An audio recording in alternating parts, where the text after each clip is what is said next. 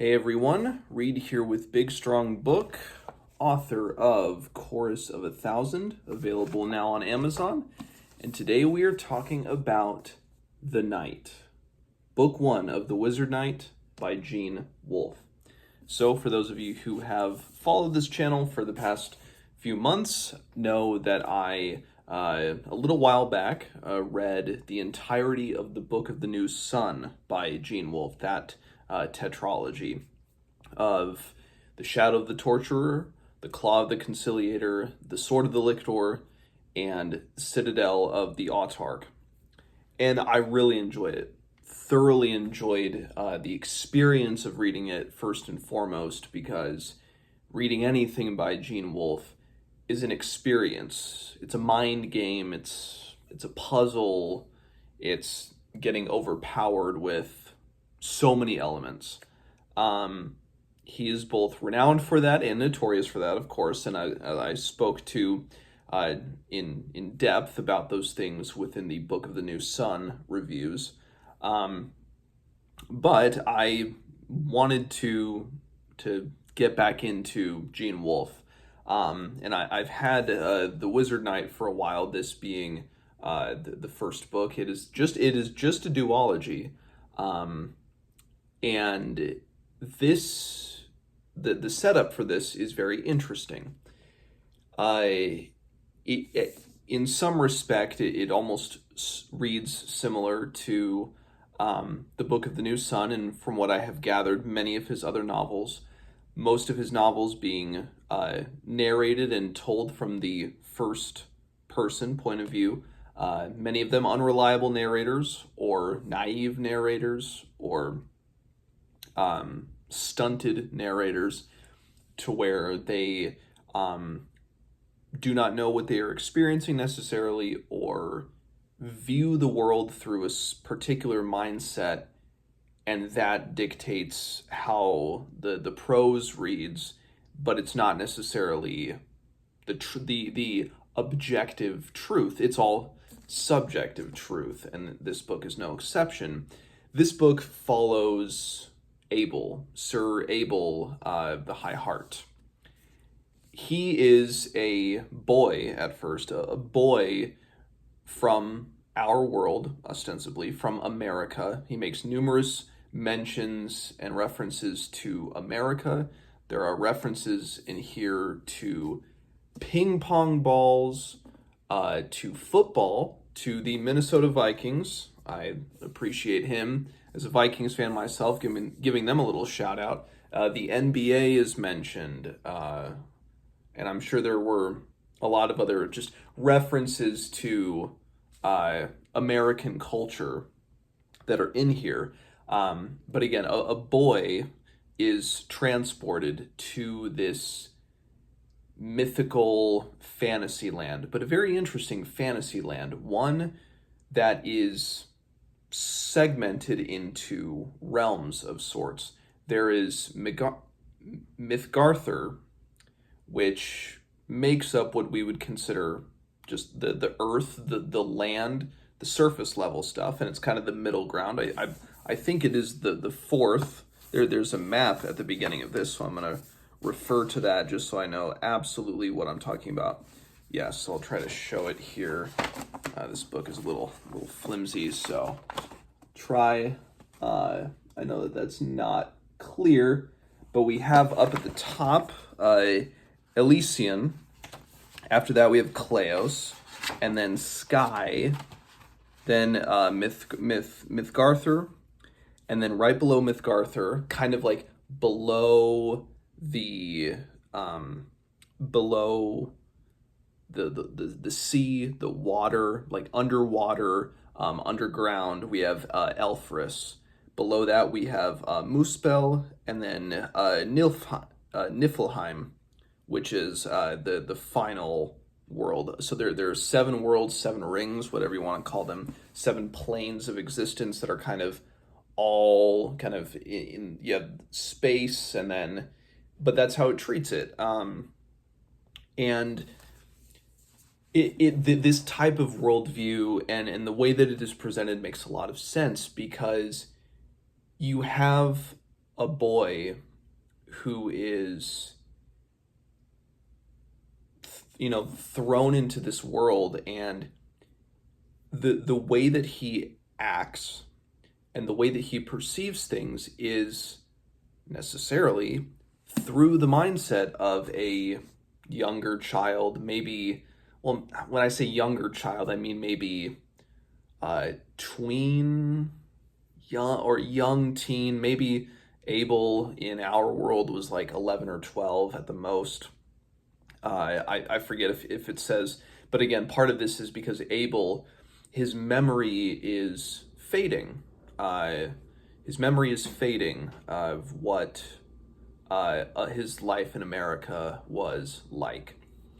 And because his memory is fading, and this whole book is written as a letter to his brother. I assume his brother, if that's not clear, his brother Ben, and so his memory is kind of loosening, and when he was brought into this fantasy world, he spent some time at first within kind of that subterranean realm, the Elfris, and things happened in there, and he was enamored by, I think she is the queen of the queen of the queen of the Moss Elf, Desiri. But then he eventually finds himself in Mythgarther,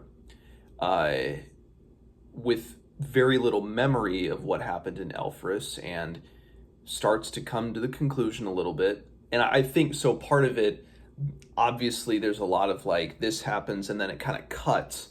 And there was one cut, I think, where it goes back to him with Desiri, and that was actually probably chronologically one of the first things that happened as he enters into Mythgarther. But then there's some contradictory things that mainly because he comes into Mythgarther, I think at first he is still has kind of the body of an 11-year-old or 12-year-old, but then as time goes on, he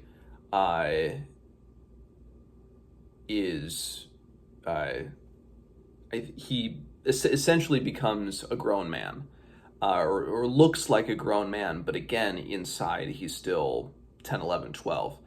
And as he enters into this world, he is as an 11 or 12-year-old would be, and this is what helped me once I finished this, to really look back on the events of the story, and it helps to put things into greater context, because again, this is a child viewing the world, and an impressionable young guy, an 11-year-old kid, would have these great, high and mighty and honorable ideals, but there would be a little bit of a temper there as well, because he is enamored with characters like Desiri, who's always kind of in the shadows, and she never really comes forward all that much, but he's always looking for her, he's always enamored by her. But he is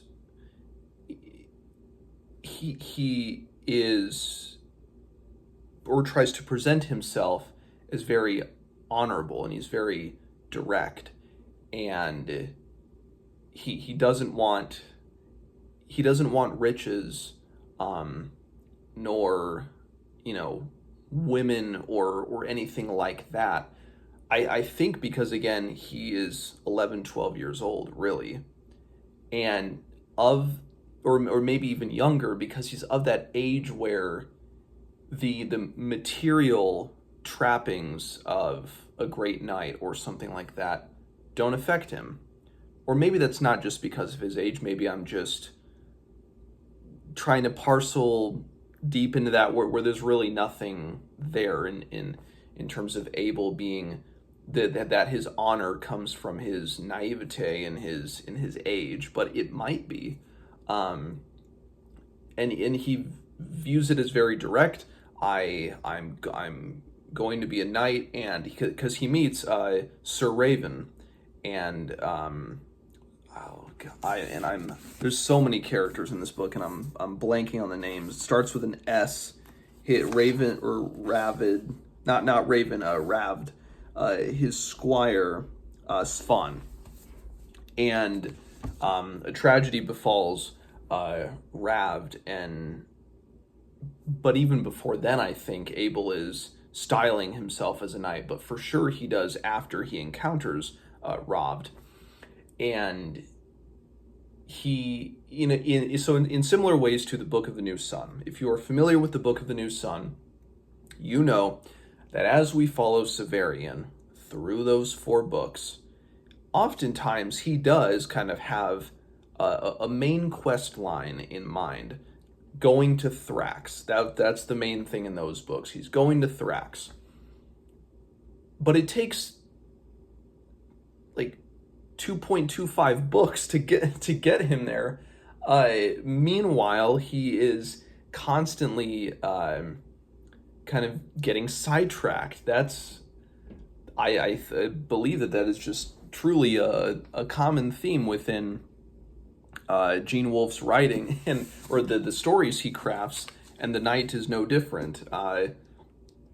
Abel has one quest in mind, one destination in mind, and it takes him a very long time to get there. And then once he gets there, then there's another thing that's kind of in his mind that takes even longer, and he may or may not even really achieve that in the end. But obviously the world is revealed, and it seems that Abel has a very large role to play. He's kind of pulled back into Elfris and interacts with this character. And I'm, again, referring to the glossary again, just so I get the name for sure right. He interacts, again, with a creature named Setir, or Stir, not Setir, Stir, or Setir, who is a dragon with a human father, who was going by the name Garsek, or Garsekage. It's spelled Garsecg, so I don't know how you, Garsek. And he tells him that he must kind of help the Kelpies, or sea elf girls, defeat Kulili, or this kind of being that is responsible for the elves. So he's given a kind of, ironically, it's not really like a divine mandate, but it's like a netherworld mandate. Whether or not Garsek is a kind of, or is trying to be a type of Lucifer type character, or maybe that's a Kulili. Maybe that character as well is kind of representing that. But one interesting thing within this world is that the further down these kind of 7 worlds you move, the longer time passes. So when he's in the Elfris for a while, years can pass in Mythgarthur. And so that automatically, like, that's a very, obviously that's a very interesting thing.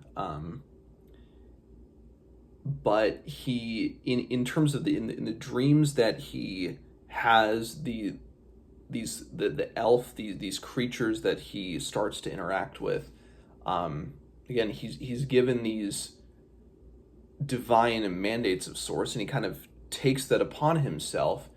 And even when in this world, when he shows tremendous physical skill, he always wants to keep learning. Like, he wants to learn how to use his sword so bad, even though he's beaten dozens of men and all assortment of creatures to death with his mace Swordbreaker, or or with his bare hands, but he wants to learn. He's kind of humbled almost in that regard. And I have I've seen an interview with Gene Wolfe where I think one of his big intrigues with starting this duology was exploring a type of medieval world where Christianity never existed, obviously, and as is very evident in the Book of the New Sun, Gene Wolfe is a Catholic, or was a Catholic, and his Catholic faith informed a lot of his writing. And so, wanting to explore a kind of medieval or mythological landscape where Christianity was never a factor, or chivalrous society and chivalry without the pretext of Christianity. But to do so, he presents it through the mind of a child who is literally in a man's body, and this kind of and doing all of these superhuman things, and that's why when he has that short temper and he will beat somebody near to death just like at the drop of a hat. It's, I mean, you don't necessarily love Abel in that regard. You empathize with him. You empathize with the pain that he is losing the true bit of himself, or maybe he's coming even closer into what he is capable of. But there's always that constant pain of the life he left behind. But then again, he's writing this so far off in the future too. But this book, of course, I was like, okay, I felt it was pretty clear in where it would go, and I figured, okay, I think I know what the climax of this will be and where this book will leave off. I don't know where it's going to go from here, because the way this ends, this almost could have been the ending of the book or the ending of the whole story, and I think I could have accepted that. It is a hero's tale, but it is a very unique hero's tale, a hero who is not only constantly at odds with the world, but he himself is confused by it. He knows he has a destiny, but he is unsure of that destiny. He is partially unsure of his own skill. But he wants to, but he's also capable of great goodness.